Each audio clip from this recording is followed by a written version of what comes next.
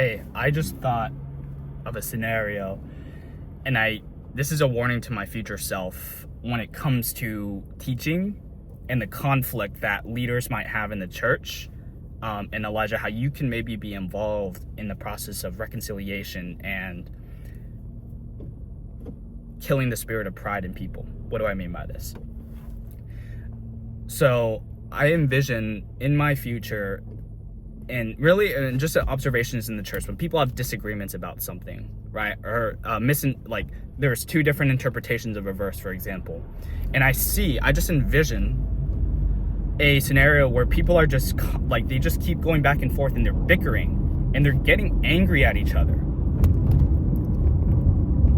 And I'm envisioning why that would even be the case, but I think fundamentally what uproots anger is pride.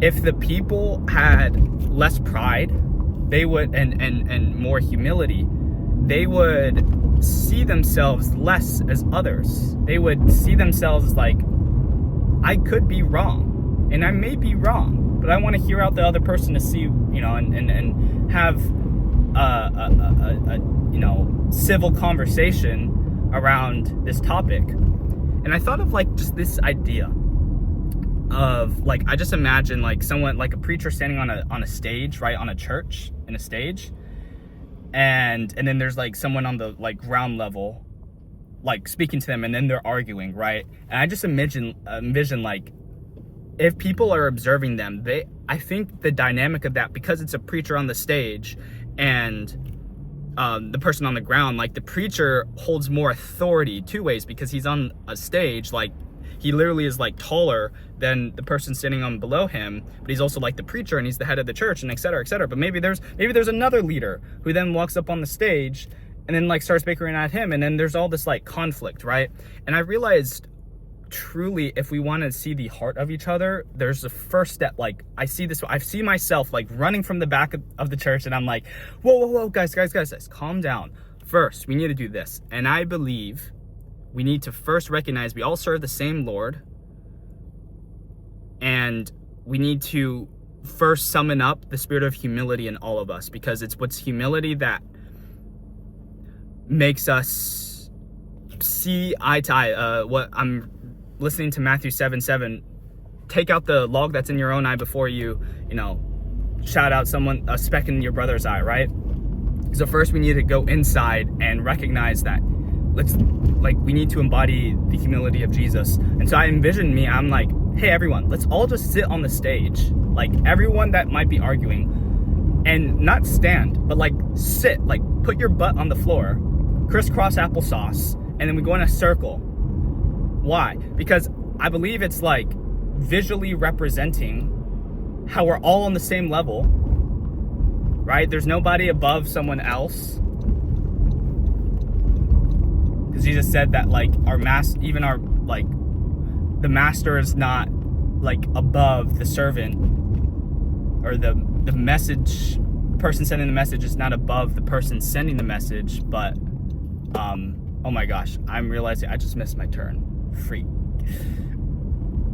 I gotta go back. But yeah, I'm imagining I'm basically sitting everyone down, and I'm hey, guys, calm down. I gotta make this turn. Okay. And then, that's just the first step.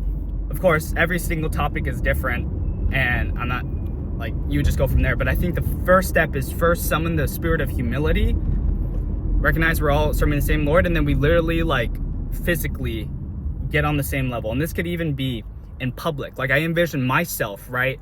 If I get in a conflict with someone, or I'm having a debate with someone, let's say, or arguing someone on the streets, or preaching in the streets, and someone comes up to me and they're yo, what about this?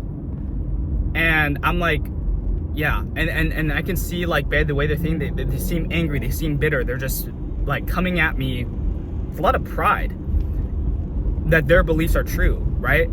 And again, ultimately it comes down to of course the truth, and making sure that is level, that is what we're all after, right?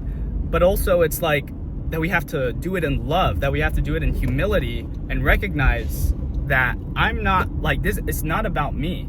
Oh shoot, I gotta.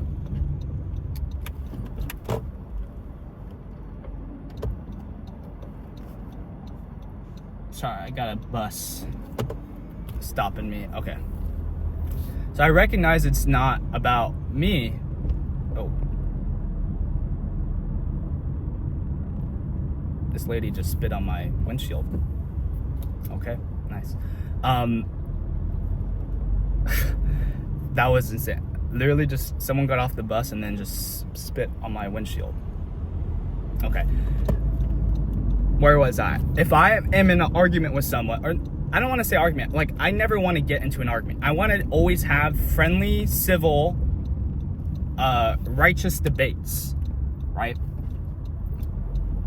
In conversations with people. And if it ever gets to a point, like I feel like I'm beginning to have the discernment of like when it starts, like tension seems to rise in a room, and like I feel that heat of anger in people or just in the room, I feel like I can just tone it down and first say, I would tell a person like, hey, first off, before we get into this, I just want to let you know that like this is not about me, and I want to come off as like this is just a friendly conversation about like our beliefs, and that I may be wrong, right?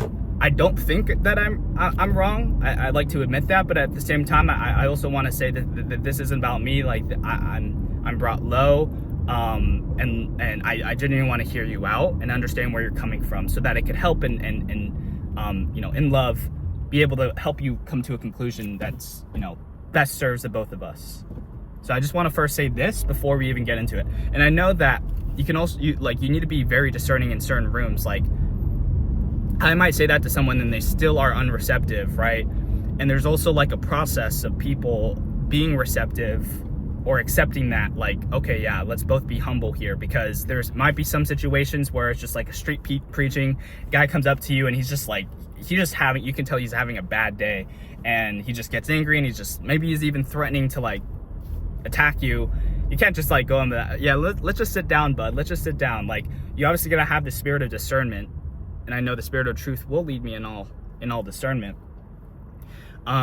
But in a lot of cases, I just envision myself being the peacemaker, of any tense room, and saying like, hey guys, let's just actually take a moment and like, bro, let's look at the sky. Look how big the world is. We're very, very small. Like, look at the stars, look at the nature, look at the mountains. Like, bruh, this isn't about us. So we all gotta be just brought low. We all gotta be humble enough to say that, hey, I actually may be wrong. I'd like to hear your perspective, and like we could see how our perspectives differ, and you know, have a thoughtful conversation about what is true, what is and not, and what is true. So I think that's it. That's just the revelation I came to. Want to document this. This is a future tip for myself, Elijah. When you get to the teaching world, make sure to remember, have the humility of Jesus, and it's never about you. Be brought low. Be brought low. Amen.